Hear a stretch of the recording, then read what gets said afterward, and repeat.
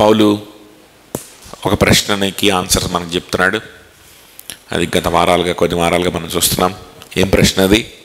Why then is the law? ధర్మశాస్త్రం యొక్క పాత్ర ఏంటి? ధర్మశాస్త్రం ఎందుకు ఇవ్వబడింది అనేటువంటి ప్రశ్న.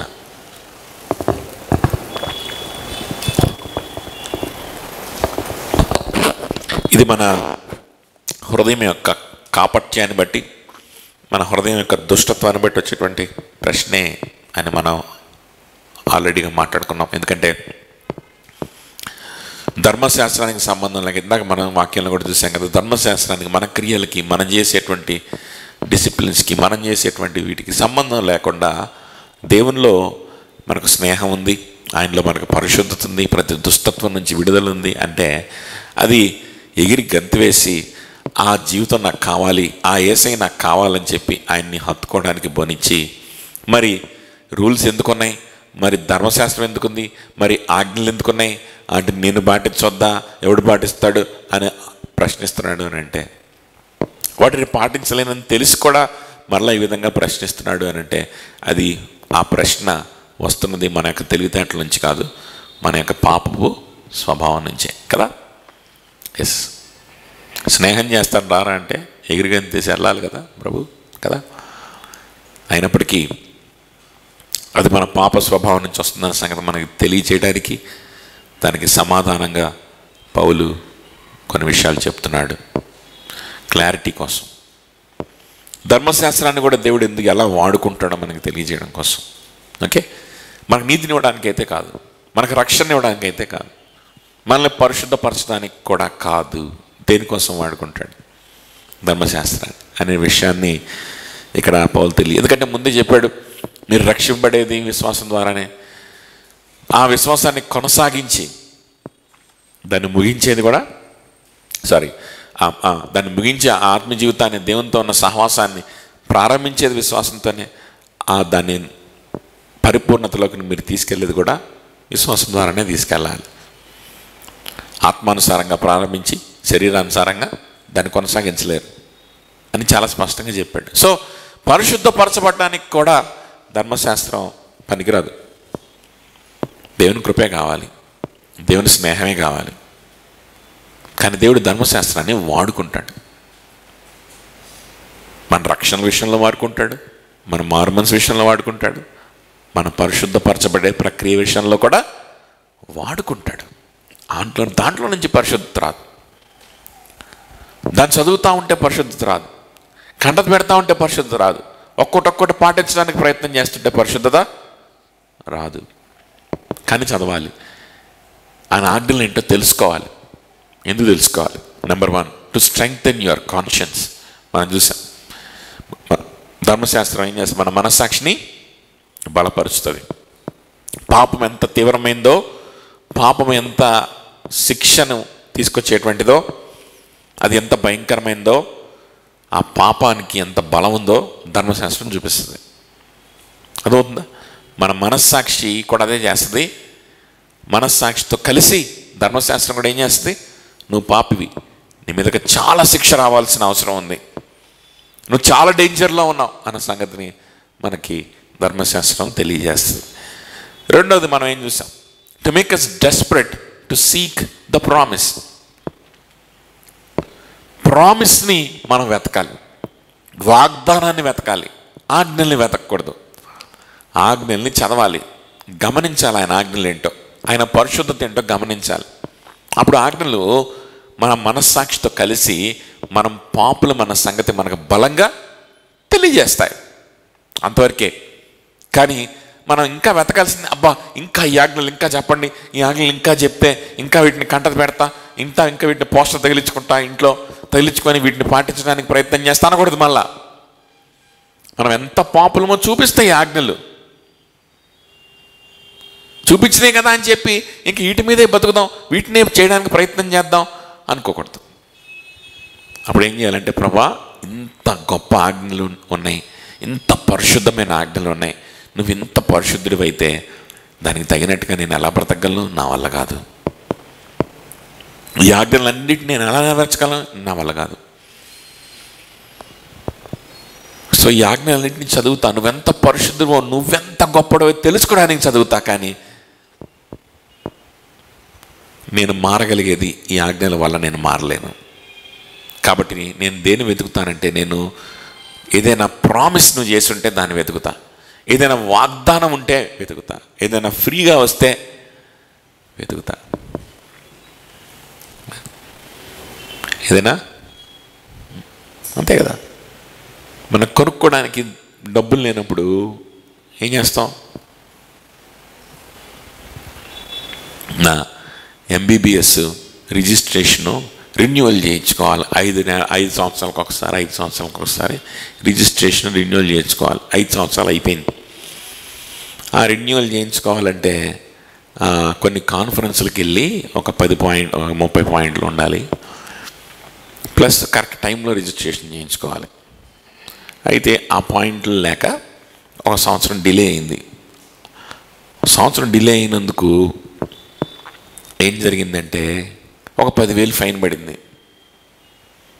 ఇప్పుడు ఆ కాన్ఫరెన్స్ పాయింట్లు సంపాదించుకోవాలి, మళ్ళా 10,000 రూపాయలు కట్టాలి. కడదాంలే అలాగూ ఫైన్ పడింది కదా అనుకుంటుంటే ఇంకో సంవత్సరం అయింది. ఇప్పుడు 10,000 ఫైన్ కాస్త 30,000 అయింది, ప్లస్ మళ్ళీ కాన్ఫరెన్స్ పాయింట్లు కూడా లేవు. ఎలా ఉంది పరిస్థితి? సరే ఈ పాయింట్ లేదో సంగతి చూద్దాం అని చెప్పి అట్లా ఇప్పుడు ఇది తడిచి మోపిడయింది అనమాట. ఇది తడిచి మోపిడయ్యేసరికి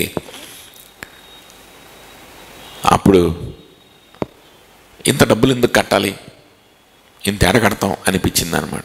అనిపించి ఇంక అట్లా కొంచెంసేపు వెయిట్ చేస్తూ ఉంటే అప్పుడు ఇది ఇంకా ఎక్కువైపోతుంది, మరి ఈ 1,00,000 రూపాయలు అయ్యేటట్టుంది అనుకున్నాం అనమాట. అప్పుడు ఒకడు ఏం చెప్పాడంటే, కొన్ని సందర్భాల్లో దాన్ని వేవ్ ఆఫ్ చేస్తారు, అవి ప్రకటిస్తారు అని చెప్పాడు. చెప్తే సరే ప్రకటిస్తారు కదా చూద్దాం అని చెప్పి అలా ఉన్నా అనమాట. అప్పుడు ఖచ్చితంగా అప్పుడు నేను గవర్నమెంట్ దీంట్లో జాయిన్ అయ్యాను. అప్పుడు 1 సంవత్సరం గవర్నమెంట్ సర్వీస్లో ఉన్న వాళ్ళందరికీ పాయింట్స్ వేవ్ ఆఫ్ చేసాం, ఫైన్ వేవ్ ఆఫ్ చేసాం అన్నాడు. అప్పటికే ఫైన్ ఒక 55,000 60,000 అయింది. వెళ్ళి ఆ సమయంలో వెళ్ళిపోయి హ్యాపీగా నాలాంటి వాళ్ళు ఇంకొక 2 ఉన్నారు, వాళ్ళు కూడా అందరూ వెళ్ళి ఫ్రీగా, పాయింట్లు లేవు, ఫైన్ లేదు, ఏమీ లేవు, రిజిస్ట్రేషన్ చేయించుకొని రెన్యువల్ చేయించుకొని వచ్చాం అనమాట. డబ్బులు లేనప్పుడు ఏం చేయాలి? ఫ్రీ కోసం ఎదురు చూడాలి. అది ఇంగిత జ్ఞానం. సరే దేనికైనా డబ్బులు సంపాదించుకొచ్చాము, కానీ ఈ పాపానికి రావాల్సినటువంటి శిక్షను తీర్చడానికి, ఈ పాపం మీదకి రావాల్సినటువంటి శాపాన్ని తీర్చడానికి ఎప్పటికీ కూడా నా దగ్గర ధనం లేదు, నీ దగ్గర ధనం లేదు. ఆ క్రయము ఎంతో గొప్పది, అది అట్లుండవలసిందే. దాన్ని ఎవ్వరు తీర్చలేరు, ఆ క్రయాన్ని ఎవ్వరు కట్టలేరు. పాపం మీద ఉన్నటువంటి శాపము, ఆ క్రయము ఎంతో గొప్పదంట. అవమానమిచ్చి దాన్ని తీర్చాలి, రక్తమిచ్చి తీర్చాలి, నీ శరీరాన్ని తునాతునకలైపోయేలాగా చేసి దాన్ని తీర్చాలి. దేవునితో ఉన్నటువంటి సంబంధాన్ని కోల్పోయి పరిస్థితికి వెళ్ళి దాన్ని తీర్చాలి, మరణాన్ని అనుభవించి దాన్ని తీర్చాలి. అది ఏ మానవుడు తీర్చలేడు. నాకే నేను తీర్చుకోలేను, ఏ మనిషి కూడా నాకు బదులుగా తీర్చలేడు, ఆ క్రయాన్ని కట్టలేడు. దాన్ని కట్టగలిగిన వాడు ఒక్కడే ఉన్నాడు, యేసుక్రీస్తు ప్రభువారు. ఆయన కట్టి ఫ్రీగా నన్ను రమ్మంటే నాకు ఆ వార్త కోసం నేను ఎదురు చూడాలి. అవునా కదా?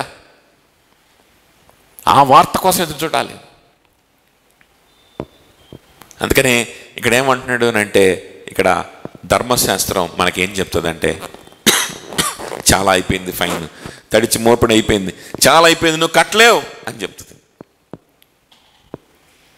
ధర్మశాస్త్రం ఏం చెప్తుందంటే, చాలా కట్టాలి, ఇదంతా నువ్వు కట్టలేవు. ఓ పని చేయి, ఫ్రీ ఆఫర్ పెడతాడు, ఎదురు చూడు. అని చెప్తుంది ధర్మశాస్త్రం. ఏం చెప్తుంది? అసలు ఆ ఆఫరే అసలైంది అని చెప్తుంది ధర్మశాస్త్రం. సో ధర్మశాస్త్రాన్ని మనం జరిగించి ఆ ధనాన్ని కట్టడానికి ప్రయత్నం చేయకుండా ఆఫర్ కోసం ఎదురు చూసి, ఈ ఆఫర్ ఎవరిలో ఉంది? యేసుక్రీస్తులో ఉంది. ఆయనతో నేను ఉంటే ఉచితముగా నాకు రక్షణ, ఉచితంగా నాకు పాపక్షమాపణ, ఉచితముగా నాకు పరిశుద్ధత, ఆయనతో కలిసి నడిచే భాగ్యం అని ఆ ఉచితంగా ఉన్నటువంటి ప్రామిస్ని వైపు మన దృష్టి, అదొక్కటే నాకు మార్గం అనే విధంగా మనల్ని తయారు చేస్తంట. ఏంటది? ధర్మశాస్త్రం. దానికోసం ధర్మశాస్త్రం ఇవ్వబడింది. అలాగనే ఆ తర్వాత మనం చూడండి 21వ వచనం. ధర్మశాస్త్రము దేవుని వాగ్దానములకు విరోధమైనదా? అట్లా అని రాదు. జీవింపచేయ శక్తి గల ధర్మశాస్త్రము ఇవ్వబడిన ఎడల వాస్తవముగా నీతి ధర్మశాస్త్రము మూలముగానే కలుగును. నీతి ధర్మశాస్త్రం మూలముగానే కలుగును. ఎప్పుడు? ధర్మశాస్త్రం నిన్ను జీవింపజేయగలిగితే. కానీ ధర్మశాస్త్రం నిన్ను జీవింపజేయగలిగేది కాదు. నిన్ను జీవింపజేయగలిగే శక్తి ధర్మశాస్త్రానికి లేదు. ధర్మశాస్త్రం నిన్ను జీవింపజేయగలిగే శక్తి లేదు. దానికి నిన్ను చంపే శక్తే ఉంది. నీ మీద నేరారోపణ చేసే శక్తి ఉంది. నువ్వు పాపివని నిన్ను ఒప్పింపజేసే శక్తి ఉందేమో, అంతే. నిన్ను జీవింపజేసే శక్తి మాత్రం, నువ్వు కట్టాల్సిన క్రయం చాలా ఎక్కువ, నువ్వు కట్టలేవు, ఆఫర్ కోసం ఎదురుచూడు అని చూపించగలుగుతుంది. అంతే తప్ప ధర్మశాస్త్రం మనల్ని జీవింప చేయలేదు. ఆజ్ఞలు మనల్ని జీవింప చేయలేవు. మనం పెట్టుకునేటువంటి ఆజ్ఞలు, మనం పెట్టుకునే డిసిప్లిన్స్, మనం చేసే ఏ క్రియ కూడా అది మోషే ధర్మశాస్త్రం కావచ్చు, నీకే నువ్వే తయారు చేసుకున్న ధర్మశాస్త్రం కావచ్చు, నీకే నువ్వే తయారు చేసుకున్న కొన్ని రూల్స్, కొన్ని ఫిలాసఫీలు, కొన్ని కట్టుబాట్లు, ఇంకేమంటారు, కొన్ని ప్రిన్సిపల్స్. నా ప్రిన్సిపల్ అండి, డబ్బులు సంపాదించాలి, మంచి పేరు తెచ్చుకోవాలి సమాజంలో, అప్పుడే విలువ. ఇదే నా ప్రిన్సిపల్. పెద్ద ఉద్యోగం కొట్టాలి, ఇదే నా ప్రిన్సిపల్. ఏ ప్రిన్సిపల్ను పెట్టుకున్నావా? ఏది కూడా నిన్ను జీవింపజేసే శక్తి దేనికి కూడా లేదు. నీ మీద ఉన్న శాపాన్ని తీర్చేటువంటి క్రయం, ఆ ధనం ఏది కూడా చెల్లించలేదు, ఎవరు చెల్లించలేరు, నీ వల్ల కాదు. సో దానికి జీవింపజేసే శక్తి లేదు. ధర్మశాస్త్రానికి ఏ శక్తి ఉందంట? నువ్వు దేన్ని పెట్టుకున్నా నీ మీదకి ఈరోజు కాకపోతే రేపైనా జడ్జిమెంట్ని తీసుకొచ్చే శక్తే ఉంది దానికి. గుర్తుపెట్టుకో. నీకే నువ్వే తయారు చేసుకోవచ్చు. ప్రభా, నేను చాలా మంచిగా చదువుకున్నాను, మంచి ఉద్యోగం తెచ్చుకున్నాను, మంచి పేరు తెచ్చుకున్నాను, అంత బాగున్నాను, ఇది నా ప్రిన్సిపల్ ప్రభా, ఆ ప్రిన్సిపల్ ప్రకారం బ్రతికాను, చక్కగా ఆ ప్రిన్సిపల్ ప్రకారం నేను సక్సెస్ కూడా అయ్యాను, కొంతవరకు నాకు పేరు కూడా వచ్చింది, నేను ఎవరికి అన్యాయం చేయలేదు, ఎవరికి ఏ హాని చేయలేదు, నీతిగా ఉన్నాడు, నా ప్రిన్సిపల్స్ ప్రకారం నేను ముందుకే వెళ్ళాను అని అంటే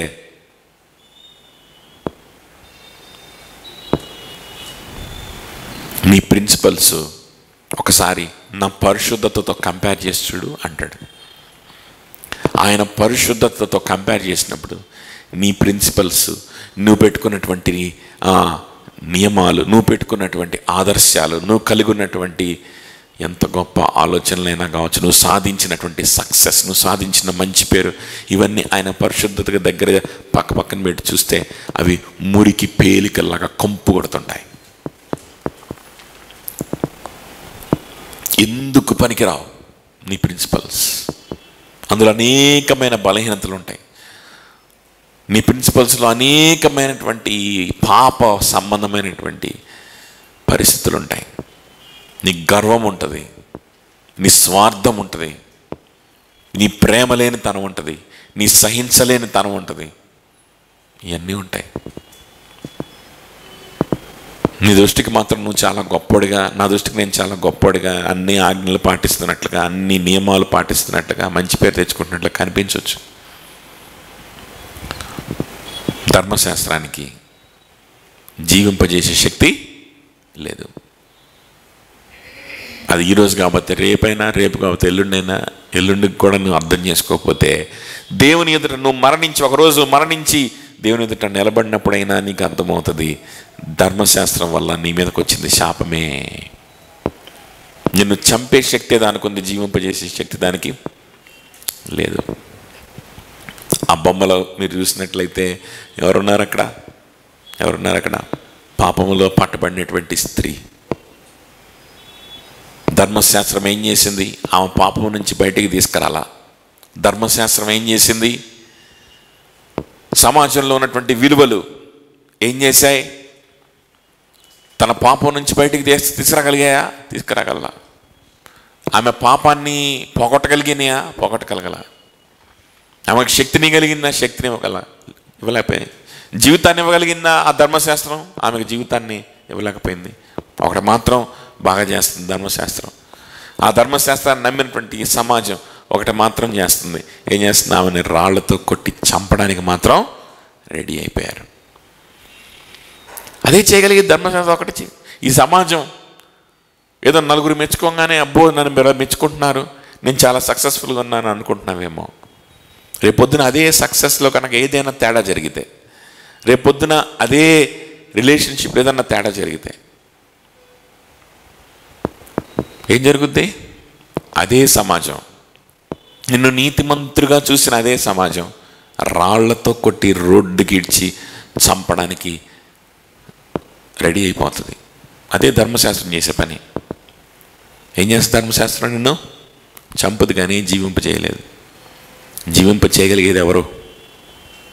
క్రీస్తు మాత్రమే. ఆమె ఎప్పుడైతే క్రీస్తు దగ్గరికి వచ్చిందో, ఎప్పుడైతే క్రీస్తుని ఆశ్రయించిందో, ఎప్పుడైతే ఆమె పాపాన్ని క్రీస్తు క్షమించాడు, ఆయనతో ఉండడానికి ఆమె నిర్ణయం తీసుకొని మరలా పాపము చేయొద్దనే మాటని ఆమె విశ్వసించి హృదయానికి తీసుకొని క్రీస్తుతో ఎప్పుడైతే కలిసి బ్రతకడానికి ప్రారంభమైంది, అప్పుడు ఆమె జీవితం మారింది. ఆ క్షణమే ఆమె జీవితం మారిపోయింది. శిక్ష నుంచి ఆశీర్వాదంలోకి, శిక్షలో నుంచి వాగ్దానంలోకి ఆమె వచ్చేసింది. కాబట్టి ధర్మశాస్త్రం జీవింప చెయ్యలేదు. అది ధర్మశాస్త్రాన్ని చదువుతున్నప్పుడే మనకు అర్థమవుతుంది. ధర్మశాస్త్రాన్ని చదువుతున్నప్పుడే మనకు అర్థమవుతుంది. ఆమెకు అర్థమైపోయి ఉంటారు కదా. ఆమె కూడా చిన్నప్పుడు వాళ్ళతో అమ్మా నాన్న చెప్పుంటారు, ధర్మశాస్త్రాన్ని పాటించమ్మా, నేను అందరూ మంచివాళ్ళు అంటారు, నువ్వు చాలా మంచివాళ్ళు అయిపోతావు, దేవుని దృష్టిలో నీతిమంతురాలు అయిపోతావు అని చెప్పుంటారేమో. కానీ పాటించలేకపోయింది, వ్యభిచారంలో చిక్కుకుపోయింది. ఇప్పుడు అదే ధర్మశాస్త్రం రాళ్లతో కొట్టి చంపబోతుంది. ఇప్పుడు ఆమెకు అర్థమైపోయి ఉంటుంది, ధర్మశాస్త్రం నన్ను బ్రతికించలేదు, ధర్మశాస్త్రం నన్ను రాళ్లతో కొట్టి చంపడానికే ఉంటుంది తప్ప నన్ను రక్షించలేదు. మనకి రక్షించేది ఎవరు? ఇదిగో ఈయనే రక్షకుడు. ఈయనతో కలిసి ఉంటేనే రక్షణ. ఈయన వెనకాలదిగో వాళ్ళ శిష్యులతో పడి తిరుగుతాను, ఈయనకే నా జీవితాన్ని ఇస్తాను, నా సమయాన్ని ఇస్తాను, నా మనసునిచ్చేస్తాను. అదే నాకు రక్షణ, అదే నాకు పరిశుద్ధత, అదే నాకు జీవం. మళ్ళా పోయి ధర్మశాస్త్రాన్ని చదువుకుంటా కూర్చోను నేను, అర్థమవుతుందా? మళ్ళీ పోయి ఇప్పుడు దాకా నాకు పోయిన పరువంతా మళ్ళీ తిరిగి ఎలా తెచ్చుకోవాలనే ప్లాన్లు వేసుకోను నేను. ఇప్పుడు దాకా నన్ను వేచారన్నారు, వాళ్ళతో కూడా చంపబోయారు, ఏదో యేసు ప్రభు వచ్చి కాస్త ఆపాడు కాబట్టి బతికి చావు తప్పి కన్నులు అట్టబోయింది, బయటపడ్డాను కాబట్టి ఇప్పటికైనా మంచి ఉద్యోగం తెచ్చుకొని, ఇప్పటికైనా మంచిగా చదువుకొని, ఇప్పుడు నేను నీతిమంతురాల్లాగా చాలామని అవ్వాలి. ఎవడైతే నన్ను రాళ్ళతో కొట్టడానికి ఎత్తాడో వాడే చేతులు ఎత్తి నాకు దండం పెట్టాలి అని టార్గెట్ పెట్టుకోవాలా. అలా పెట్టుకుంటే మళ్ళీ ఇదే రిపీట్ అవుతుందని తెలిసిపోయింది ఆమెకి. ధర్మశాస్త్రం చెప్పింది ఆమెకి, నీతిమంతురాలుగా ఉండడానికే కదా ప్రయత్నం చేసావు చిన్నప్పటి నుంచి, ఏమైంది నీకు? ఇప్పుడు మళ్ళీ అదే ప్రయత్నం చేస్తే రేపొద్దున మళ్ళీ ఇదే జరుగుద్ది. ధర్మశాస్త్రం నేను బ్రతికించలేదు, నేను బ్రతికించగలిగింది ఆయన కలబడిపో అని ధర్మశాస్త్రం చెప్తే ఆమె ఏం చేసింది? ఆయన వెంటబడిపోవడానికి ప్రయత్నం చేసింది. చూడండి, కీర్తనలో 130 కీర్తన 3 అధ్యాయం త్వరగా తీసి చదవండి. ఇంకొకళ్ళు 143:2 కూడా తీసి రెడీగా ఉంచండి. 130 చాప్టర్ 130 verse 3. యెహోవా, నీవు దోషములను కనిపెట్టి చూచిన ఎడల ప్రభువా ఎవడు నిలువగలడు? నీవు దోషములను కనిపెట్టి చూచిన ఎడల ఎవడు నిలువగలడు? ప్రభు ఏమన్నాడు? అమ్మా, ఇక పాపం చేయొద్దు, నేను నిన్ను శిక్షించను, ఇక నువ్వు పాపం చేయొద్దు. యెహోవా దోషములను ఎంచిన ఎడల, దోషములను చూడడానికి ప్రయత్నం చేసిన ఎడల ఎవడు నిలబడగలుగుతాడు? దోషానికి తీర్పు తీర్చాలని దేవుడు అనుకుంటే ఎవడు నిలబడగలుగుతాడు? ఈ విషయమే ధర్మశాస్త్రం చెప్తుంది. ఎవ్వరు నిలబడలేడురా ఆయన ముందు ఎవ్వరు నిలబడలేరు. నువ్వు ఎంత ప్రయత్నం చేసినా నీ మీద రాయే పడుద్ది. ఆయన పరిశుద్ధతకు పోల్చుకుంటే నీ మీద రాయబడుద్ది. వారందరూ వచ్చి రాళ్ళతో కొట్టి చంపుదాం అనుకున్నప్పుడు ప్రభు అన్నాడు, నీలో పాపం చేయని వారు మొట్టమొదటి రాయి వేయండి.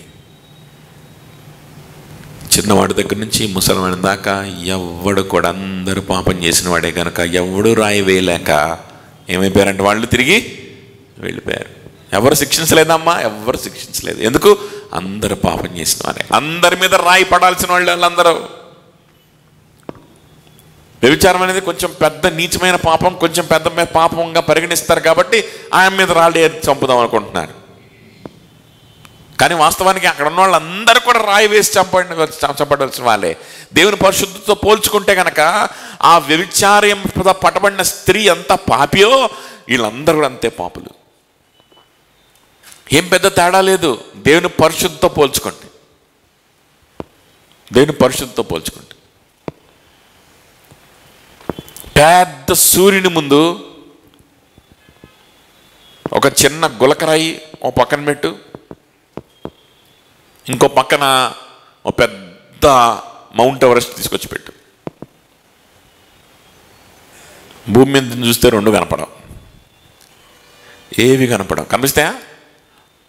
ఆ చిన్న గులకరాయి కనపడదు, మౌంట్ ఎవరెస్ట్ కూడా రెండు ఒకటే. లేకపోతే రెండు ఇదొక చొక్క అదొక చొక్క కనిపించింది అంతే, పెద్ద తేడా ఉండదు.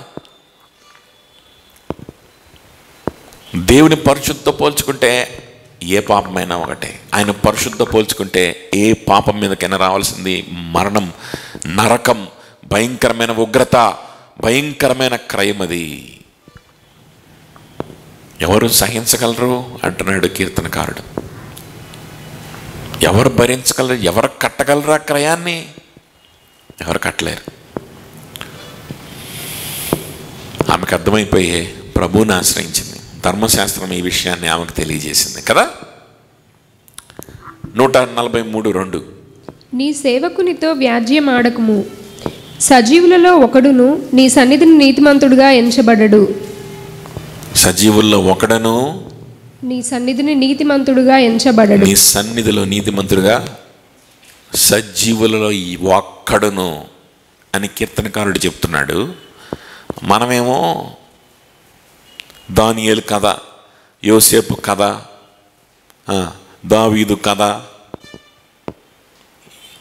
ఈ కథలు చదివి దానియేలు భలే చదువుకున్నాడంట, కలెక్టర్ అయ్యాడంట, యోసేపు కలెక్టర్ అయ్యాడంట, దావీదు కలెక్టర్ అయ్యాడంట అని చదువుతుంటాడు.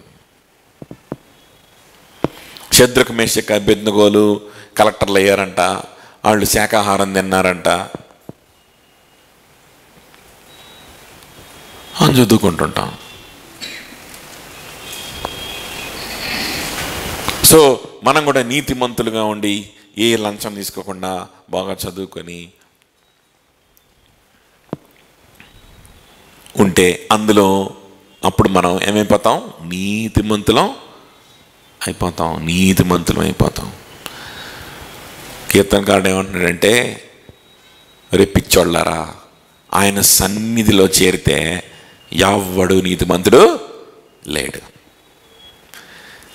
ఈ వ్యక్తులందరి జీవితాలు ఎందుకు బైబిల్లో రాయబడి ఉన్నాయంటే వాళ్ళు ఎట్ట కలెక్టర్లు అయ్యారని చదువుకోవడానికి కాదు.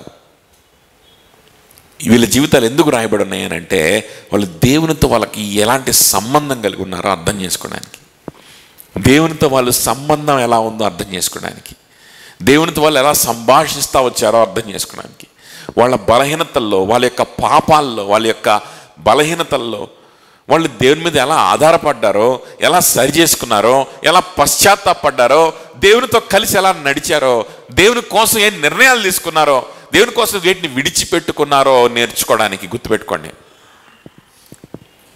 దేవుని కోసం వాళ్ళు విడిచిపెట్టుకున్న విషయాలు మనం నేర్చుకోవడానికి వాళ్ళ జీవితాలు రాయబడ్డాయి.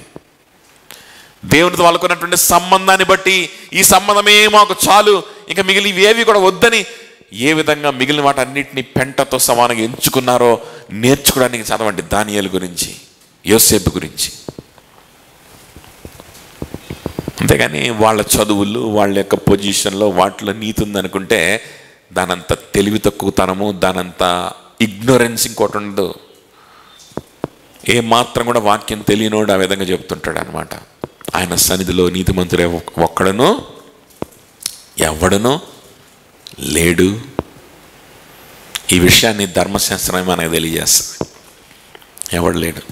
చూడండి, ఆ వ్యభిచారంతో పట్టబడిన స్త్రీకి ధర్మశాస్త్రం అదే తెలియజేస్తుంది. చూడమ్మా, ధర్మశాస్త్రం నిన్ను చంపుదాం అనుకుంది, నిన్నే కాదు ఇక్కడ నిన్ను చంపుదామని పెద్ద నీతిమంతుల్లాగా పోజు కొడుతున్న వీళ్ళందరూ ఉన్నారే, వీళ్ళలో ఎవ్వడు కూడా దేవుని దృష్టిలో నీతిమంతుడు కాదు. వెళ్ళిపోయారు వాళ్ళందరూ. సో ఇప్పుడు నువ్వేం చేయాలి చెప్పు? మళ్ళా ధర్మశాస్త్రాన్ని పాటించి మళ్ళా వాళ్ళ దృష్టిలో నీతిమంతురాలుగా పోజు కొట్టాలా? ఇప్పుడు నువ్వేం చేయాలి? ఏంటి నీ తక్షణ కర్తవ్యం? ఏం లేదు ప్రభా, నిన్ను వెంబడించడమే. ఏం లేదు, నీకు శిష్యురాలుగా మారిపోవడమే, నీతో కలిసి బ్రతకడమే, అంతే. ఇంకా వేరే ఏం లేదు నాకు, ఇంకా వేరే దిక్కు లేదు నాకు. అర్థమైపోయింది కదా? ఎవరు చెప్పారు దానికి? ఎవరు చెప్పారు ఈ మాట? ఆ స్త్రీకి ఎవరు చెప్పారు అని అంటే ధర్మశాస్త్రమే చెప్పింది. సో ధర్మశాస్త్రం ఏం చేస్తుందంటే to prevent us from depending on its own self. నా మీద ఆధారపడద్దు ధర్మశాస్త్రం, నేను ఉన్నాను, నా మీద ఆధారపడొద్దు అని చెప్పడానికే నేను ఉన్నాను అంటుందన్నమాట ధర్మశాస్త్రం. అర్థమవుతుందా? నాలో నీతి లేదు నీకు, ఆయన మీద ఆధారపడదుగో, పాపం చేయొద్దని చెప్పాడు. చూసావా? ఎవ్వరు ఆయన ఎదుట రాయి ఎత్తలేకపోయారు. చూసావా? ఆయనలో నీకు నీతి ఉంది, ఆయన మీద ఆధారపడి, నా మీద ఆధారపడద్దు అని ధర్మశాస్త్రం ఆమెతో ఆ రోజు ఏం చేస్తుందంటే సంభాషిస్తుంది, మాట్లాడుతుంది. చూడండి, తర్వాత ధర్మశాస్త్రం ఎందుకు? To prevent us from depending on anything else. తన మీద ఆధారపడొద్దని చెప్తుంది, ఇంకా దేని మీద కూడా ఆధారపడడానికి లేదని కూడా చెప్తుంది అంట ధర్మశాస్త్రం. చూడండి 22. యేసుక్రీస్తునందలి విశ్వాసం మూలముగా కలిగిన వాగ్దానము విశ్వసించు వారికి అనుగ్రహించినట్లు లేఖనము అందరినీ పాపములో బంధించెను. లేఖనము ఏం చేసిందంటే అందరినీ పాపములో బంధించెను. నీతి, జీవం ఎక్కడి నుంచి వస్తుంది? నీతి అనేటువంటి ధర్మశాస్త్రం మూలముగానే కలుగును. కానీ ధర్మశాస్త్రం జీవింపజేయగలిగేదైతే నీతి ధర్మశాస్త్రం నుంచి వస్తుంది, కానీ అది జీవింపజేయలేకపోతుంది, అది చంపడానికే పనికొస్తుంది.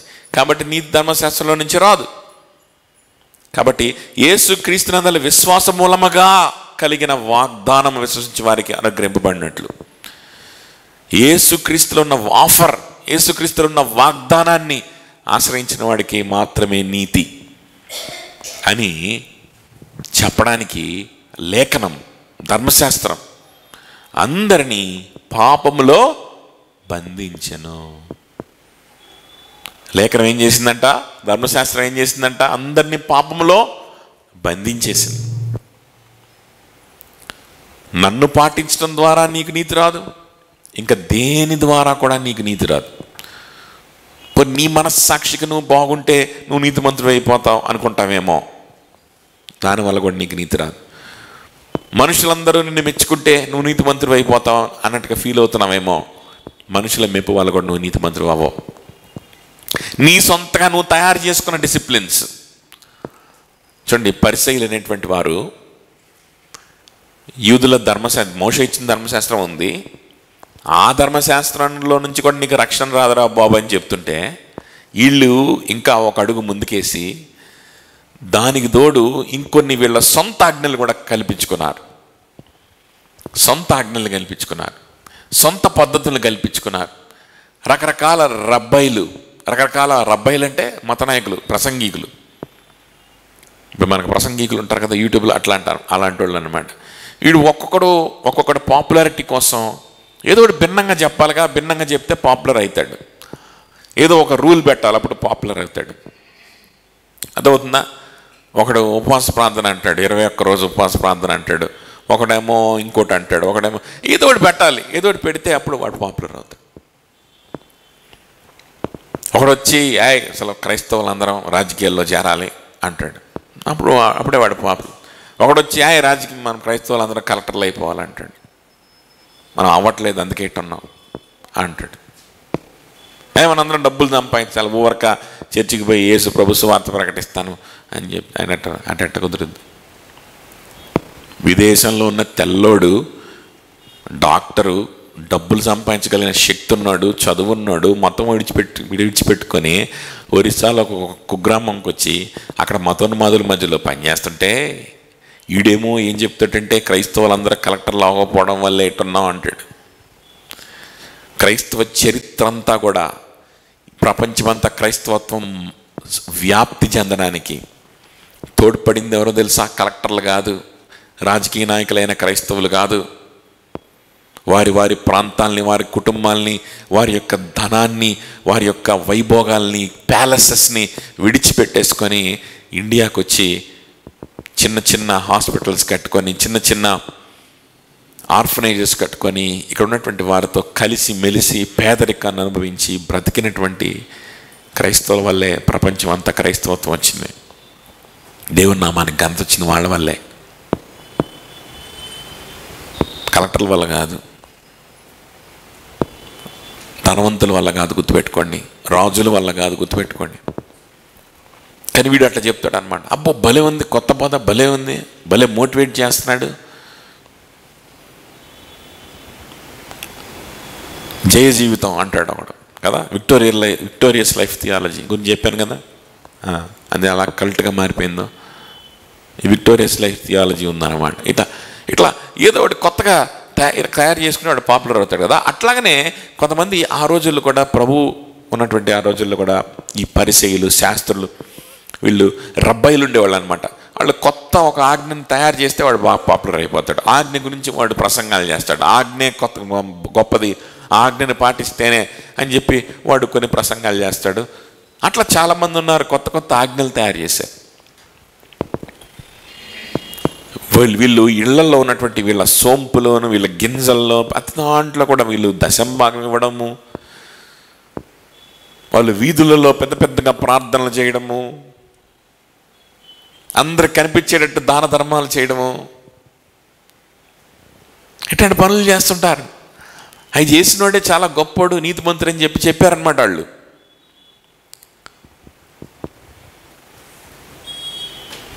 ఇలాంటివన్నీ చేసేటువంటి వ్యక్తులు ఆ రోజుల్లో ఉన్నారు. ధర్మశాస్త్రం ఏం చెప్తుందంటే, నన్ను పాటించినా నీకు దిక్కులేదు, నీకే నువ్వేమన్నా కల్పించుకొని పాటించుతావు అనుకున్నా సరే కుదరదురా అబ్బాయి, నువ్వు నీతిమంతుడు అవ్వలేవు అని చెప్తాంట ధర్మశాస్త్రం. అందుకని వాక్యం, ధర్మశాస్త్రం అందరినీ పాపములో ఏం చేసిందంట?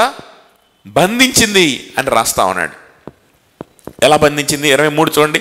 విశ్వాసము వెల్లడి కాక మునుపు ఇక ముందుకు బయలుపరచబడబో విశ్వాసము అవలంబింపవలసిన వారముగా చెరలో ఉంచబడినట్లు మనం ధర్మశాస్త్రమునకు లోనైతిమి.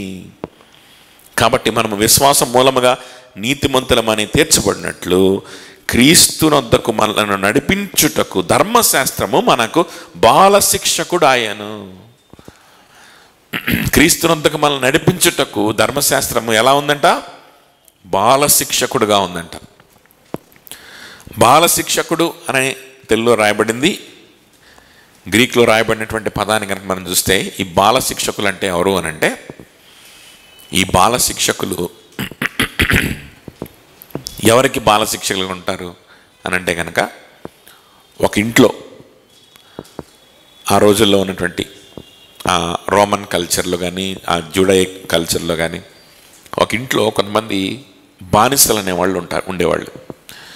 వాళ్ళు ఆ ఇంటికి కట్టు బానిసలుగా ఉండి ఆ ఇంట్లో ఉన్నటువంటి పనులు చేస్తూ ఉంటారు, ఆ ఇంట్లో సహకరిస్తూ ఉంటారు, అన్ని పనులు చేస్తుంటారు. వీళ్ళు తరతరాలు ఆ ఇంట్లోనే సేవ చేస్తుంటారు, ఆ ఇంటికే, ఆ కుటుంబానికి సేవ చేస్తుంటారు. ఇలాంటి ఒక పద్ధతిని వీళ్ళు సృష్టించుకున్నారు. కాబట్టి వాళ్ళు ఎవరైతే ఆ విధంగా బానిసత్వం చేస్తుంటారో వాళ్ళ పిల్లలు పుడతారు కదా, వాళ్ళ పిల్లలు కూడా ఆ ఇంట్లోనే ఉంటారు, ఆ బానిసల యొక్క పిల్లలు. ఈ బానిసల యొక్క పిల్లలని అందరినీ కూడా ఏం చేస్తాడంటే యజమాని ఒక బాల శిక్షకుడు అనేటువంటి వాడి కింద పెడతాడనమాట. పెడితే అప్పుడు ఈ బాల శిక్షకుడు ఏం చేస్తాడంటే వీడు కూడా ఒక మంచి బానిసగా ఎలా తయారవ్వాలని వాడిని నేర్పిస్తూ ముందుకెళ్తుంటాడు. అదవుతుందా? బాల శిక్షకుడు ఏం చేస్తాడు, ఒక మంచి ఇదిగో మీ అమ్మ నాన్న ఎట్ట సేవ చేస్తున్నారు చూడు, వాళ్ళ యజమాని చెప్పింది, ఆయన చెప్పిన పనులన్నీ ఎట్ట చేస్తున్నారు చూడు, ఎదురు చెప్పకుండా ఎదురు మాట్లాడకుండా ఎట్లా ఉంటున్నారు చూడు, అట్లానే మీరు కూడా ఉండాలి, అటుంటేనే మీకు ఆహారం, లేకపోతే మీకు ఆహారం ఉండదు, మిమ్మల్ని చంపేస్తారు అని చెప్పి, తర్వాత ఎట్లా ఆ పని ఈ పని ఎట్లా చేయాలి, అంట్లు ఎట్లా తోమాలి, అవి వెట్టి చాకిరి ఎట్లా చేయాలి, ఎలా లోబడి ఉండాలి, ఎలా ఎదురు మాట్లాడకుండా అణిగిమణిగి ఎట్లా, ఇవన్నీ నేర్పిస్తుంటాడు అనమాట. ఎవరు వీడు? బాల శిక్షకుడు. వీళ్ళని ఎలా తయారు చేయడానికి ప్రయత్నం చేస్తున్నాడు బాల శిక్షకుడు అంటే? బానిసగా తయారు చేయడానికి ప్రయత్నం చేస్తాడు. చూడండి, చాలామంది కంటే ఈ గ్రీక్ స్టడీ కొంచెం తెలియక దీన్ని అనేక మంది అనేక విధాలుగా చెప్తూ ఉంటారు. సరిగ్గా అర్థం చేసుకోక గ్రీక్ స్టడీ చేసి కొంచెం హిస్టారికల్ కాంటెక్స్ట్గా మనం చూస్తే కనుక మనకు ఆ పదం యొక్క అర్థం మనకు అర్థమవుతుంది. అన్ని కమెంట్రీస్లో కదా, కానీ కొన్ని మంచి పాత కమెంట్రీస్లో ఈ విధంగా దైవజనులు కూడా కమెంట్ చేయడం మనకు కనిపిస్తుంది అన్నమాట. ఈ బాల శిక్షకుడు ఒక బానిసగా, మంచి బానిసగా మారడానికి ప్రయత్నం వాళ్ళని తయారు చేస్తుంటాడు పిల్లల్ని. అర్థమవుతుందా? ఒక మంచి టీచర్ అయితే ఫస్ట్లో ఆ టీచరు కొంచెం కఠినంగా ఉన్నా ఆ తర్వాత చక్కగా పిల్లవాడు అర్థం చేసుకుంటాడు, మంచి సబ్జెక్ట్ నేర్చుకుంటాడు, వాడు ప్రయోజకుడు అవుతాడు. సో ఒక మంచి టీచరు ఒక పిల్లవాడిని ప్రయోజకుడిని చేసి వాడిని ఇండిపెండెంట్గా చేసేసి ఆ టీచర్ బోధించినటువంటి లెసన్స్ ద్వారానే వాడు రేపొద్దున వాడి కాళ్ళ మీద వాడు ఇండిపెండెంట్గా నిలబడతాడు కదా. అది మంచి టీచర్ చేసే పని. ఇక్కడ అట్లాంటి టీచర్ గురించి కాదు మాట్లాడుతుంది, అర్థమవుతుందా చెప్తుంది? అలాంటి టీచర్ కాదు ఇక్కడ. ఈ టీచర్ దగ్గర నువ్వు ఎంత కాలం ఉన్నా సరే నువ్వు బానిసగా మారడానికే నువ్వు సిద్ధపరచబడతావు తప్ప నీ కాళ్ళ మీద నిలబడడానికి నువ్వు సిద్ధపరచబడలేవు, నీకు స్వతంత్రం రాదు. అదవుతుందని చెప్పింది. అలాంటి బాల శిక్షకుడుగా ధర్మశాస్త్రం ఉందంట. దీన్ని పఠించి దీన్ని పాటించడానికి ప్రయత్నం చేయాలని, ఇందులో ఉన్న నీతుల్ని కొంచెం తీసుకుందాం, అన్ని కాకపోయినా కొంచెం అన్నా తీసుకుందాం, లేకపోతే కొంచెం మోడిఫై చేసుకుందాం, లేకపోతే కొత్తది యాడ్ చేసుకుందాం అని నువ్వు ప్రయత్నం చేసేంతసేపు కూడా, ప్రయత్నం చేసే కొలత కూడా ఈ ధర్మశాస్త్రము ఏం చేస్తుందంటే మనల్ని ఏం చేస్తుంది?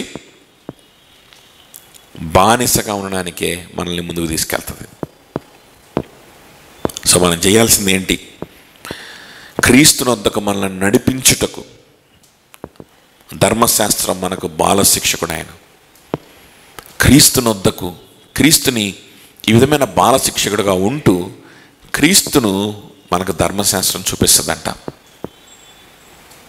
క్రీస్తే నీకు దిక్కు అనే విధంగా ధర్మశాస్త్రం, అంటే ధర్మశాస్త్రం ఆజ్ఞలు చూపించవు, ఆ విధంగా క్రీస్తుని వెతికే విధంగా మనల్ని ధర్మశాస్త్రం చేస్తుంది అని దాని అర్థం.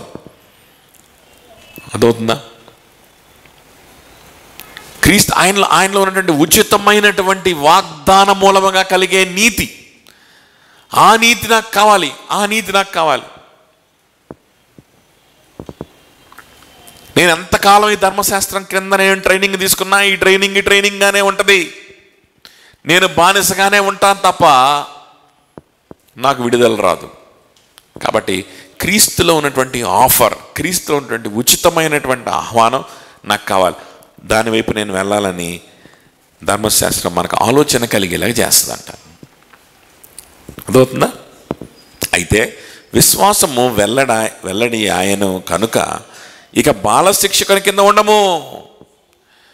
విశ్వాసం వెల్లడైన తర్వాత ఇంకా బాల శిక్షకుని కింద ఇప్పుడు తేడా అర్థమైందా?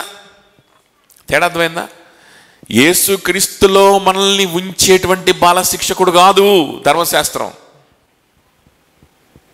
కొంతమంది ఎలా అర్థం చేసుకుంటారంటే, ధర్మశాస్త్రం మన యేసుక్రీస్తు మీద విశ్వాసం వల్ల మన నీతిమంతులం అవుతాం, కానీ నీతిమంతులం అయిన తర్వాత మళ్ళా మనకు ఎవరు కావాలి? బాల శిక్షకుడు కావాలి, మళ్ళా మనకు ఆజ్ఞలు కావాలి. రక్షించడం వరకే యేసుక్రీస్తు, ఆ తర్వాత మనల్ని మళ్ళీ పరిశుద్ధంగా నడిపించాల్సిన వాడేవాడు? బాల శిక్షకుడే కావాలి. మళ్ళా ధర్మశాస్త్రం మీద ఆధారపడాలి, మళ్ళా క్రియల మీద ఆధారపడుకుంటా ఈ క్రియలు చేశానా, ఎన్ని చేశాను, వాడికంటే ఎన్ని చేశాను, వీడికంటే అని చెప్పి ఎంచుకుంటా వెళ్ళాలి. కానీ బైబిల్ అలా చెప్పట్లేదు. ఎందుకంటే ఈ బాల శిక్షకుడు మంచి బాల శిక్షకుడు కాదు. ఈ బాల శిక్షకుడు ఎవరు? బానిసని తయారు చేసే బాల శిక్షకుడు. కాబట్టి ఒకసారి క్రీస్తులో ఉన్న ఆఫర్లోకి నువ్వు వచ్చిన తర్వాత, ఒకసారి క్రీస్తులో ఉన్న వాగ్దానం నువ్వు స్వతంత్రించుకున్న తర్వాత, ఇక మీద నువ్వు బానిసగా ఉండాల్సిన అవసరం లేదు. ఇక మీద నువ్వు బానిసత్వం సంఖ్యలు తెంచుకొని బయటకు వచ్చేస్తావు, ఆ ఇంట్లో నుంచి బయటకు వచ్చేస్తావు, ఆ బానిసత్వం నుంచి నువ్వు బయటకు వచ్చేస్తావు. ఇక నీకు ఆ బాల శిక్షకుడితో పనే ఉంది, ఇంక వాటితో పని లేదు. వాటితో పని ఉందా?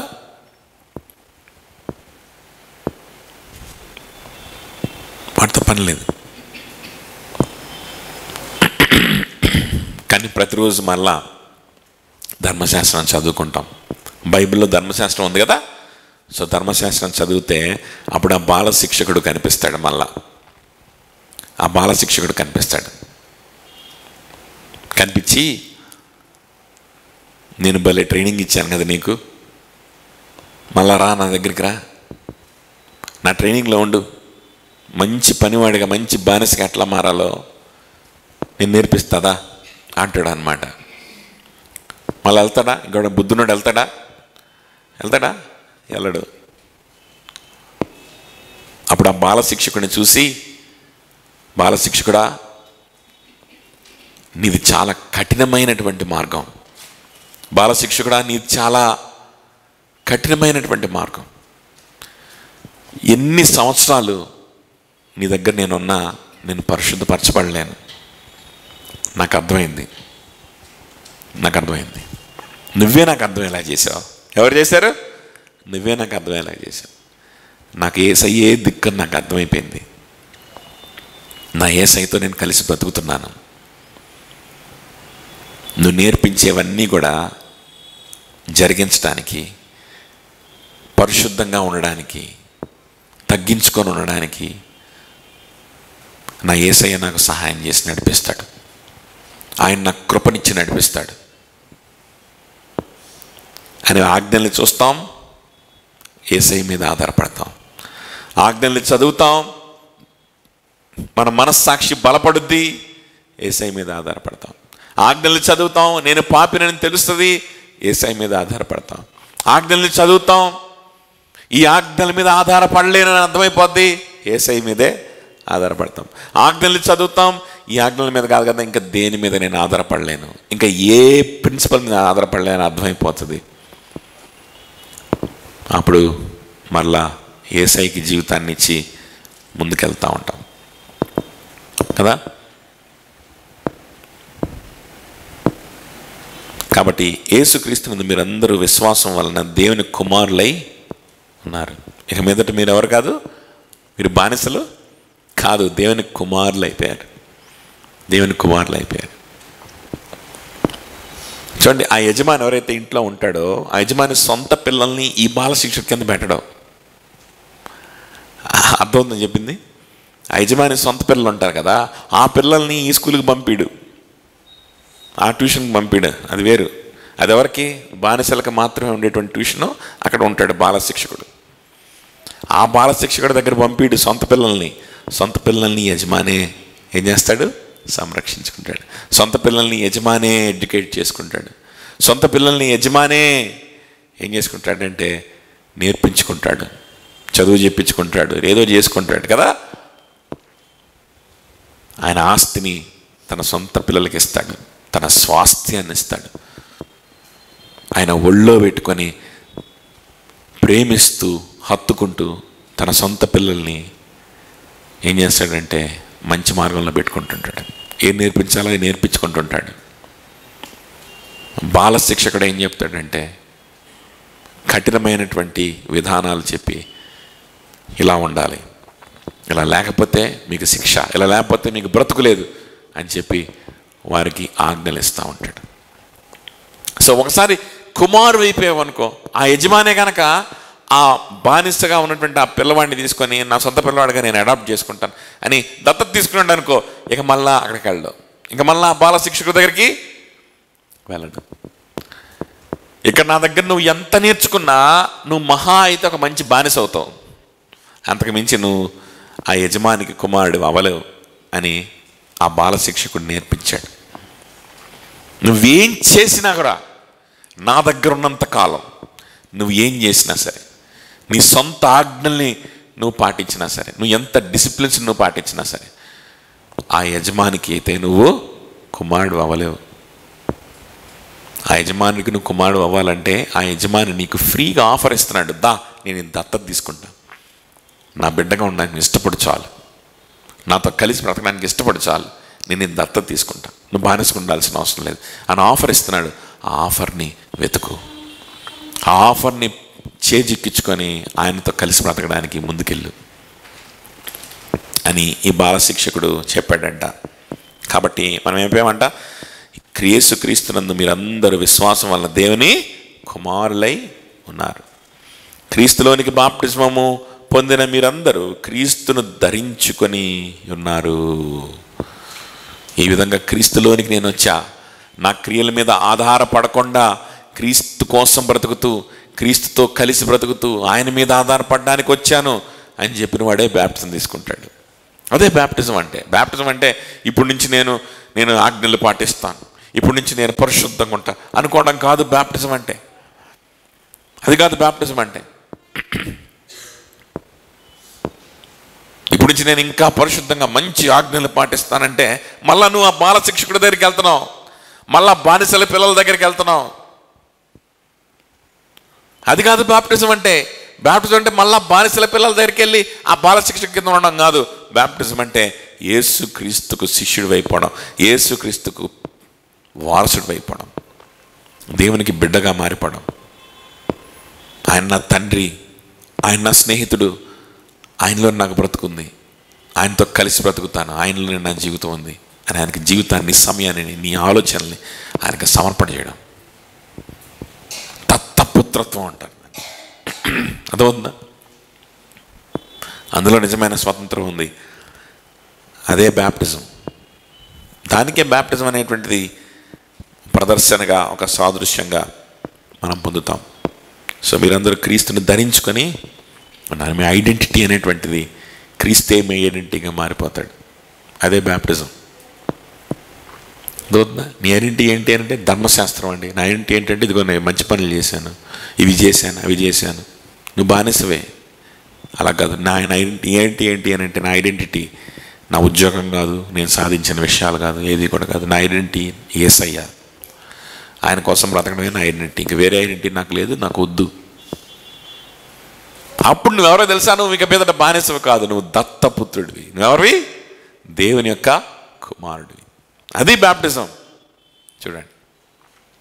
సో బ్యాప్టిజం తీసుకోవాలంటే కావాల్సింది ఇక మీదటి నుంచి పరిశుద్ధంగా ఉండాలనే నిర్ణయం కాదు. బ్యాప్టిజం తీసుకోవాలంటే కావాల్సింది ఏ నిర్ణయం? ఇక మీదట యేసయ్యతోనే ఉండాలనే నిర్ణయం, ఆయన్ని ప్రేమిస్తూనే ఉండాలనే నిర్ణయం, ఆయనకు అందుబాటులో ఉండాలనే నిర్ణయం. ఆ నిర్ణయం తీసుకోవాలి బ్యాప్టిజం కావాలంటే. That is church membership also. So ఆ విధంగా కనుక బ్యాప్టిజం పొంది ముందుకొస్తే ఇందులో గ్రీస్ దేశస్థుడని లేదు, దాసుడని లేదు, స్వతంత్రుడని లేదు, పురుషుడని లేదు, స్త్రీ అని లేదు. యేసుక్రీస్తునందు మీరు అందరూ ఏకముగా ఉన్నారు. మీరు క్రీస్తు సంబంధులైతే ఆ పక్షమందు అబ్రహాం యొక్క సంతానమై ఉండి వాగ్దాన ప్రకారము వారసులై ఉన్నారు. చూసారా, ఏ భేదము లేకుండా, ఏ భేదము లేదు, ఎక్కడ కూడా నీకు నీతి లేదు. నువ్వు పురుషుడు అయినంత మాత్రాన, స్త్రీ అయినంత మాత్రాన, గ్రీస్తు మాత్రాన ఎక్కడ నీకు నీతి లేదు. ఆ ఐడెంటిటీలు ఏవి కూడా నిన్ను కాపాడవు. యేసు క్రీస్తులో ఆయన కోసం బ్రతుకుతున్న ఆయన ఐడెంటిటీ మాత్రమే నిన్ను కాపాడుద్ది. ఇంకా ఏ గొప్పతనం కూడా నీకు లేదు, ఏ ఐడెంటిటీలో కూడా గొప్పతనం లేదు. నాకు అదొక్క ఐడెంటిటీ చాలు. ఇదిగో పలానా ఉద్యోగం సంపాదించాను ఐడెంటిటీ కూడా నాకు అవసరం లేదు. పలానా చదువు, పలానా డబ్బు, ఈ ఏ ఐడెంటిటీ కూడా నాకు అవసరం లేదు. అందరి దేవుని దృష్టిలో సమానులే. యేసు క్రీస్తును ధరించుకొని యేసయ్య నా ఐడెంటిటీగా మారిపోవాలి. అదొక్కటే నాకు కావాలి. ఈ కోరిక కనుక ఈరోజు నీకుంటే దేవుని కుమారుడు అనబడేటువంటి అవకాశం నీకుంది. ఇక మీదట బాల శిక్షకుడి కింద బానిసగా ఉండాల్సిన అవసరం లేదు. కుమారుడు అయిపోయే అవకాశం ఉంది. అబ్రహాము సంతానం అయిపోతామంట. అబ్రహాముతో తోటి వారసులం అయిపోతాం. చూడండి, ఆ బొమ్మ గురించి చెప్పలేదు కదా. ఆ బొమ్మలో ఎవరున్నారు? ఆ పరిసయుడు. ఆ వెనకాల ఎవరున్నారంటే సొంకరి. సొంకరి అనుకోకుండా చాలా తప్పులు చేశాడు. డబ్బులకు అలవాటు పడ్డాడు, లంచాలు తీసుకున్నాడు, ఇలాంటి పనులన్నీ చేశాడు. అయితే ఇప్పుడు వచ్చి మారు మనసు పొందుతున్నాడు. ప్రభా, నేను ఇలాంటి పనులు చేయడం నాకు ఇష్టం లేదు, నేను చేయను, కానీ చేయకుండా ఉండలేకపోతున్నాను. నా ధనాశ నన్ను ఆ విధంగా తీసుకెళ్ళింది. నేను పాపినయ్యా, నాకు కృపనివ్వు. నువ్వు కృపనివ్వకపోతే, నువ్వు శక్తినివ్వకపోతే, నువ్వు నాకు స్నేహాన్ని ఇవ్వకపోతే, నువ్వు నాకు ఫ్రీ ఆఫర్ ఇవ్వకపోతే నేను మారలేను, నా వల్ల కాదు. ఆజ్ఞలు ఉన్నాయి, కరెక్టే. అదిగో పరిసయ్యులు చెప్తున్నారు, ఆజ్ఞలు చెప్తున్నారు, శాస్త్రులు ఆజ్ఞలు చెప్తున్నారు. అవన్నీ నేను రాసుకున్నా, కానీ నా వల్ల కావట్లేదు, నా వల్ల కావట్లేదు. నీతో నాకు సంబంధం కావాలి. నీతో సంబంధాన్ని కోల్పోయి ఉన్నాను నేను. ఆ సంబంధం నాకు తిరిగి నాకు కలుగు చేయి. ఆ సంబంధం నాకు ఇస్తే అప్పుడు నేను నీతిమంతుని అవుతాను. అప్పుడు నేను పరిశుద్ధపరచబడతాను కూడా. అప్పుడు నేను విడిచిపెట్టుకోవాల్సిన విడిచిపెట్టుకోగలిగే శక్తి కూడా నాకు వస్తుంది. మరి ఉద్యోగం, ఆ ఉద్యోగం పోతే తినడానికి తిండి ఉండదు. మరి అప్పుడు భార్య పిల్లలు ఉన్నారేమో, మరి ఇవన్నీ కూడా ఖర్చులు ఏమి ఉన్నాయో అవి విడిచిపెట్టుకోలేడు. విడిచిపెట్టుకోకుండా ఉద్యోగంలో కొనసాగితేనేమో లంచం తీసుకోకుండా ఉండలేడు. ఆ ఉద్యోగమే ఒక నీచమైన ఉద్యోగం, అందులోనే అవన్నీ ఉంటాయి. కుదరదు. సొంకరిగా ఉండి అవినీతి చేయకుండా ఉండడం అనేటువంటిది కుదరదు. ఒకటే ఒక మార్గం ఏంటి అని అంటే, ఆ ఉద్యోగానికి రిజైన్ చేయడం ఒక్కటే మార్గం. అదే మత్తయి చేశాడు. లేవి అనబడే మత్తయి ఆయన అదే చేశాడు. జక్కయ్య అదే చేసి ఉంటాడు. ఇక్కడ ఉన్నటువంటి ఇది ప్యారబుల్ నిజంగా కనుక ఒకవేళ ఇది జరిగి ఉంటే ఆయన కూడా అదే చేసి ఉంటాడు. వేరే ఆప్షన్ లేదు. కొన్ని ఉద్యోగాలు అలా ఉంటాయి, వేరే ఆప్షన్ లేదు. అర్థమవుతుందా? ఓవర్ యాక్షన్ చేయకూడదు కదా, ఖచ్చితంగా. కాబట్టి వచ్చాడు, ప్రభా శక్తి నువ్వు, నాకు నీతో రిలేషన్షిప్ కావాలి, నాకు అది కావాలి ఫస్ట్. నాకు అది ఉంటే నా ఉద్యోగమైనా విడిచిపెట్టగలుగుతా, నా డబ్బును విడిచిపెట్టగలుగుతా, దేన్నైనా చేయగలుగుతా. నీతో నాకు సంబంధం ఇవ్వు ప్రభా, నీకు నేను చాలా దూరం అయిపోయాను, నన్ను క్షమించు ప్రభా. డబ్బు కోసం కకృతిపడి నీకు దూరం అయిపోయాను ప్రభా, నన్ను క్షమించు. ఈ ట్రాప్లో ఇరుక్కుపోయి నన్ను క్షమించు అని చెప్పి ఒక పక్క గుండెలు బాదుకొని పైకి కూడా చూడలేని ధైర్యం లేక విలపిస్తూ ఉన్నాడు, ఏడుస్తూ ఉన్నాడు. ఇంకో పక్క మనోడు పరిసయుడు ఉన్నాడు అనమాట, ముందున్నాడు. మనోడైతే ఏం చేస్తున్నాడు? ఏ బాధ లేదు, ఏ దుఃఖము లేదు, సక్సెస్ఫుల్గా ఉన్నాడు. ఎందుకంటే ఈ సొంకర్నేమో సమాజం అంతా తిడుతున్నారు, కానీ వీడినెవరు తిట్టట్లు అందరూ పొగుడుతున్నారు. కానీ వీడిలో కూడా అదే ధనాశ, వీడిలో కూడా అదే దుష్టత్వం, వీడిలో కూడా అదే అపవిత్రత, వీళ్ళు అదే స్వార్థం, అదే గర్వం, అన్నీ ఉన్నాయి. కానీ మనోడిని ప్రాబ్లం డిఫరెన్స్ ఏంటంటే మనోడిని అందరూ పొగుడుతున్నారు, ఆ వెనకాల ఉన్న సుంకర్ని మాత్రం అందరూ దూషిస్తున్నారు. అప్పుడు వీడొచ్చి, ప్రభా నేను ఈ పొగడ్తలకు అర్హుణ్ణి కాదు, నేను పాపినే, వాడెంత పాపనేను అదే పాపిని. నీతో సంబంధం ఉండాలి కానీ అందరు మెచ్చుకుంటే ఏం ఉపయోగం? నీతో సంబంధం నాకు ఉండాలి ప్రభా, నాకు కూడా నీ స్నేహమే ఇవ్వు, నాకు కూడా నీతో కలిసి బ్రతికే భాగ్యం ఇవ్వు, నాతో కూడా నీతో ఫ్రెండ్షిప్ ఇవ్వు ప్రభా, అది ఉంటే నాకు చాలు అనాలా? అట్లా మనోడు ఏమంటున్నాడంటే, వీడికంటే నేను చాలా బెటర్గా ఉన్నా అంటున్నాడు. ఎలా ఉంటున్నాడు? వీడికంటే నేను చాలా బెటర్గా ఉన్నా, ఆహా ఎంత భక్తిగా, అంత పొగడతలు నాకు వస్తున్నాయి, ఎంత సక్సెస్ఫుల్గా ఉన్నాను, స్తోత్రం ప్రభా.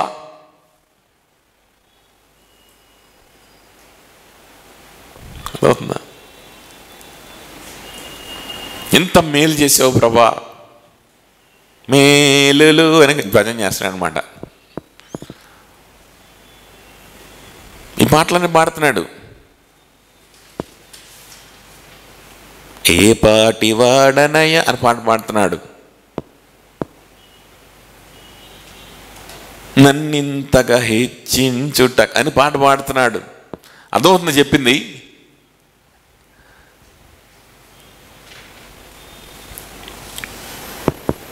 నీతో నేను కలిసి ఉంటున్నానా? నీతో స్నేహం చేస్తున్నానా?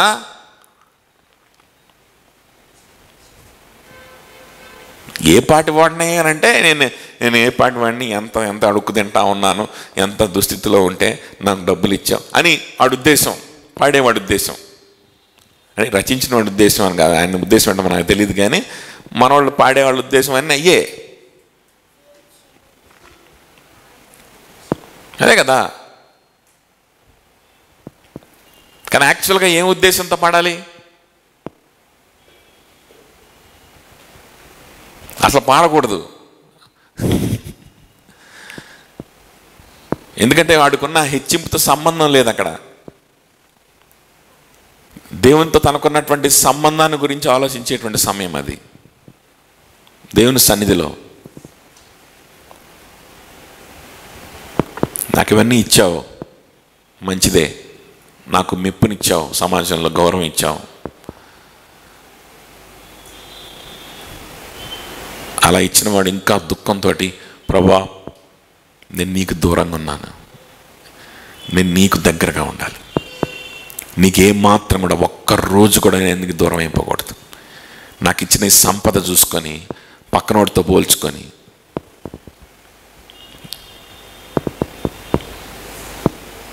ఈ పాట పాడేవాళ్ళు పక్కనోడితో పోల్చుకొని పాట పాడతారు. అందులో ఉంచే వస్తుంది ఎమోషన్. దేవునికి నేను ఎలా ఉన్నాను, నేను దేవుడు ఎంత ఆశీర్వదించాను, అయినా సరే నేను దేవునికి దగ్గర అవ్వలేకపోతున్నానని అనే దుఃఖంతో రాదు. ఆ ఎమోషన్ ఏం ఎమోషన్ తెలుసా? ఈ దుఃఖం కాదు, ఇది వచ్చే ఎమోషన్. ఏం ఎమోషన్ అంటే మనోళ్ళు బాయేటప్పుడు పక్కనోడిని చూస్తారనమాట. వాడికి పెద్ద డబ్బులు ఉండవు, వాడికి పెద్ద ఘనత ఉండదు, అమ్మో ఆళ్ళలాగా ఉండాల్సిన వాడిని ఎట్నో మొత్తానికి దేవుడు నన్ను డబ్బులు ఇచ్చి బాగా నిలబెట్టాడు అని పక్కనోడి చూసుకొని మురిసిపోతూ, ఆ ఎమోషన్తో వచ్చేటువంటి ఆనంద బాష్పాలన్నమాట అవి. రిపెంటెన్స్తో వచ్చేటువంటి దుఃఖపు బాష్పాలు కాదు కదా. ఇట్లాంటి దిక్కుమాలిన పరిస్థితుల్లో మనం ఉంటాం. వాడికంటే ఎంత గొప్పగా ఉంచావు, వీళ్ళందరికంటే ఎంత గొప్పగా హెచ్చించావు ప్రభా. అందులో ఏదో ఒక రకమైన నీతి, అందులో ఏదో ఒక భక్తి, అందులో ఏదో ఒక సాటిస్ఫాక్షన్, ఒక అనుభూతి. ధర్మశాస్త్రం ఏం చెప్తుంది అంటే, నీ ఎన్ని అనుభూతులు నువ్వు సంపాదించుకున్నా నువ్వు నీతిమంతుడు అవ్వలేవు దేవుని దృష్టిలో. బాల శిక్షకుని కిందే నువ్వు ఇంకా ఉన్నావు, నువ్వు బానిసవే తప్ప నువ్వు కుమారుడు అవ్వలేవు. యేసయ్యతో నీకు సంబంధం ఉందా?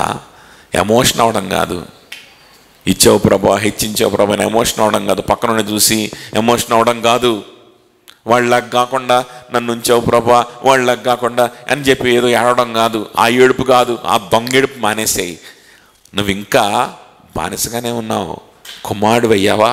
కుమారుడు అవ్వాలంటే యేసయ్య ఒకటే మార్గం. ఆయనతో సంబంధం ఉందో లేదో చూసుకో. నీకున్న ధనము, నీకున్నటువంటి హెచ్చింపులు ఇవన్నీ తీసి దెబ్బలో కొట్టు. వాటి గురించి పక్కన పెట్టుకొని సేపు, వాటి గురించి మర్చిపో. వాటి గురించి మళ్ళీ పాటలు కూడా వాటిని పక్కన పెట్టి రావాలి. మళ్ళీ లోపలికి వచ్చి కూడా అదే పాటలు.